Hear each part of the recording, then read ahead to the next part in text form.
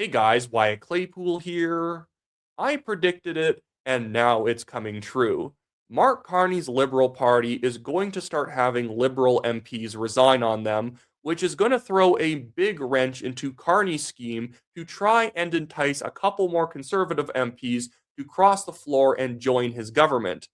It's far less enticing to cross the floor as a Conservative, even if you're a flaky one, knowing that you're not even joining a majority government. Chris D'Entremont left the Conservatives for petty reasons, and Michael Maw probably left knowing that if just one more Conservative crossed, then the Liberals would have a majority. But now everything is starting to pop loose because Liberal MPs are going to just be leaving office entirely, meaning that Carney doesn't just need one more Conservative MP, he'll need two, if not three, and it could be up to five or six because a lot of Liberals do not like working with Mark Carney. It's not actually much of an ideological schism inside the Liberal Party. The Liberal Party hasn't budged an inch since Justin Trudeau left ideologically. There's stylistic differences between Trudeau and Carney, but not really any massive policy differences. Yeah, he got rid of the carbon tax, but that was more so Poilievre got rid of the carbon tax by pressuring Carney into doing it. But outside of a few small reforms that Carney's made, it's pretty much all the same. But today I want to talk to you guys about the first Liberal MP we have confirmed very likely to leave soon. In fact, even if he doesn't end up doing the thing that will be his excuse to leave office, I think he would have left anyways. That MP is Beaches East York MP Nate Erskine-Smith. Now, this guy, as you will remember, wanted to be the housing minister, and technically he was the housing minister. He was one of these Liberal MPs like Sean Fraser, who was planning on not even running in the 2025 election when Trudeau was still around. But when Carney became prime minister, he brought these guys back to run again, promising them powerful positions. Now, he actually did follow through and kept Sean Fraser in a prominent position. He is actually at his most prominent right now, despite being wildly incompetent. He's the current Attorney General for Canada. But Erskine Smith was only made housing minister for about 3 weeks before Carney triggered a new election, and then after the election, swapped him out with Gregor Robertson, which is super funny. Like, Erskine Smith would be an incompetent housing minister. He's a hard left, hyper progressive in the Liberal Party. He's what I'd call also a greeny liberal. But it's kind of embarrassing to be replaced with Gregor Robertson, who is a former failed mayor of Vancouver, did terrible things for housing in Vancouver. That's the guy Carney trusted more than Erskine Smith. And this is actually where the stylistic stuff with Carney starts to chafe against some of the Liberal MPs. Carney seems to like to work with people that he identifies with on like a personality level. It has nothing to do with competence. He just likes to work. He likes working with people he likes. He doesn't like working with Erskine Smith, so he put in Gregor Robertson. And ever since then, Erskine Smith has been sitting in the Liberal backbenches just complaining. I can't exactly blame him, but he attacked the Liberals over how they handled the Air Canada flight attendants strike. He's criticized them on the budget. He's criticized them on a few other things. He's obviously always wanted to just leave and go do something else. And that something else is running for the leadership of the Ontario Liberal Party. As you can see in this report, it says new as what is this? Politicorner, first reported last month. Nate Erskine-Smith says he's now building a team to run for Liberal leader. Everything depends on the strength of that team, including the decision to join the race, he added. The details don't really matter because it's all just kind of surface level political maneuvering that Erskine-Smith is doing right now.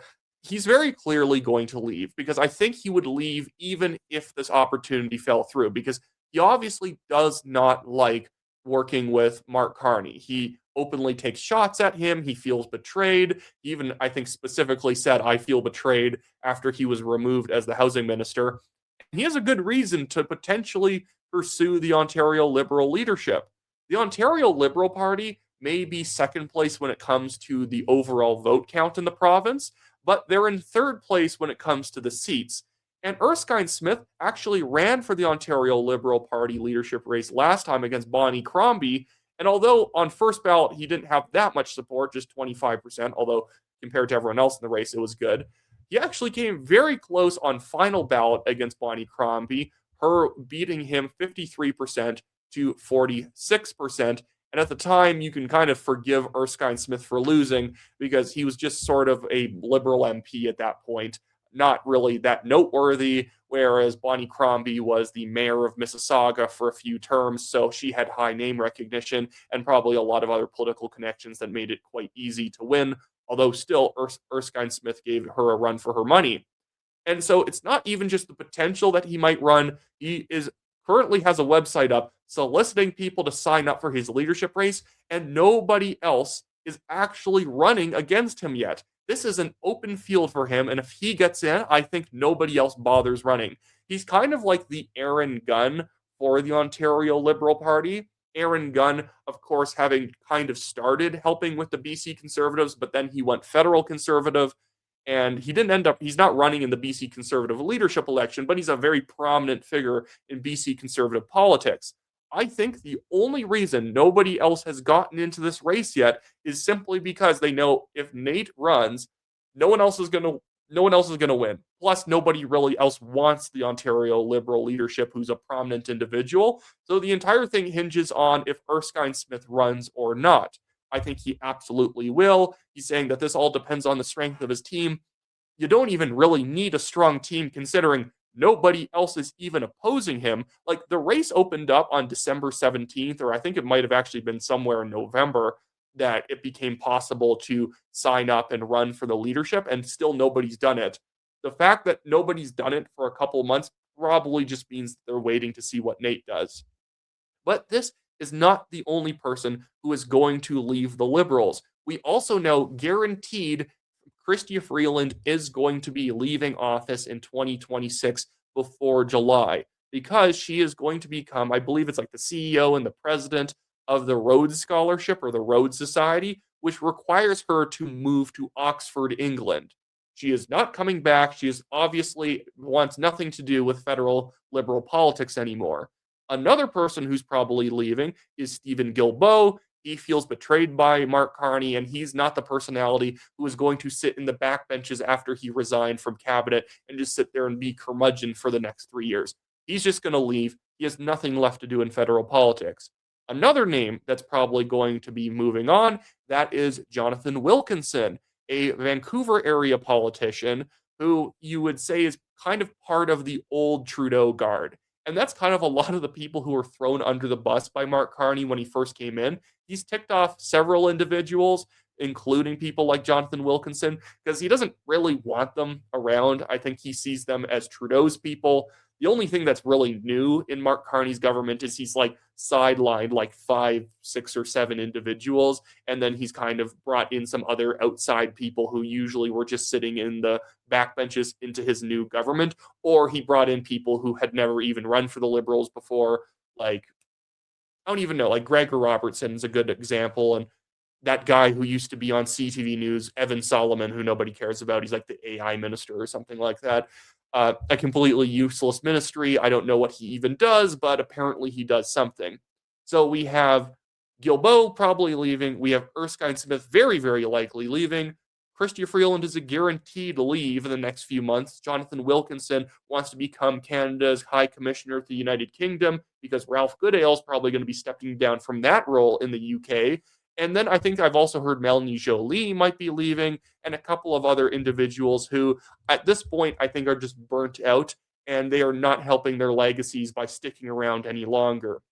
So, Carney's in a bit of a weird position, because this kind of guarantees an election is going to happen in 2026, because not only do some of these MPs occupy ridings where the NDP or the Bloc Québécois could actually conceivably beat them. In Jonathan Wilkinson's riding, in a by-election, depending on what the turnout looks like, Conservatives actually have a chance there.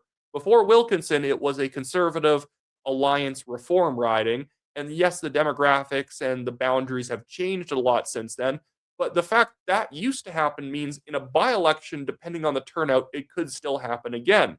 So Carney, even if none of these people get beaten by one of the other parties, it's also possible that the other parties, while a couple of these MPs have resigned their seats, just trigger an election right there and then, because Carney will definitely not have a majority at that point.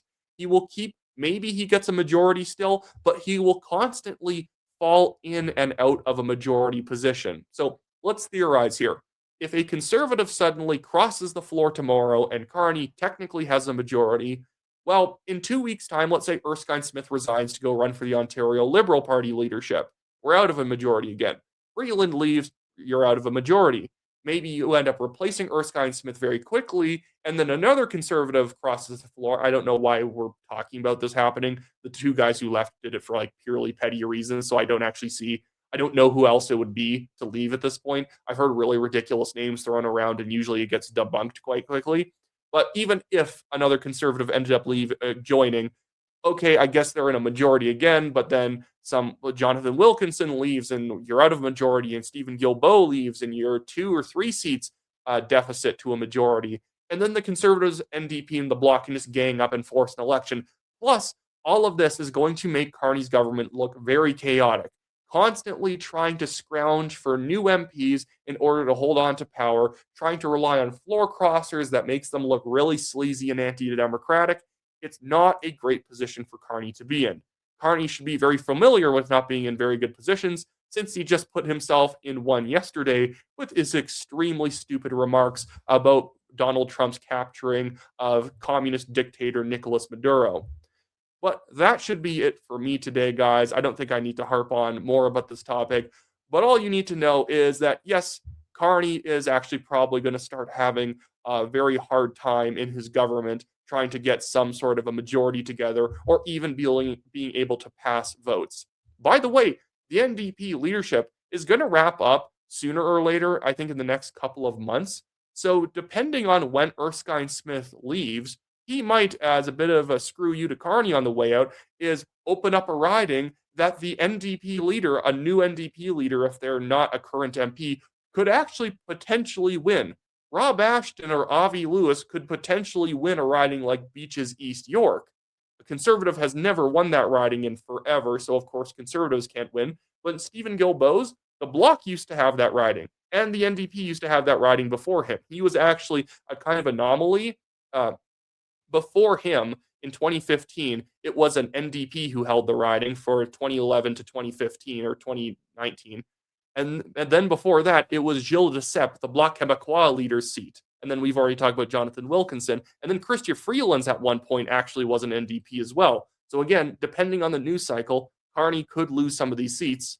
But again, it doesn't even matter, because as these seats open, there's opportunities to trigger a new election. Anyways, okay. That's truly the end of the video. I keep winding myself back up and then having to speak more. But I have to remember, Wyatt, you're allowed to speak less. I remember a comment yesterday said, Wyatt, you seriously talk too much. And I was just thinking in my head at that time, I'm like, well, it's a talk show, so I hope I'm talking. But anyways, with that all being said, thank you guys for watching. Like, share, subscribe, leave a comment, and I will see you all later.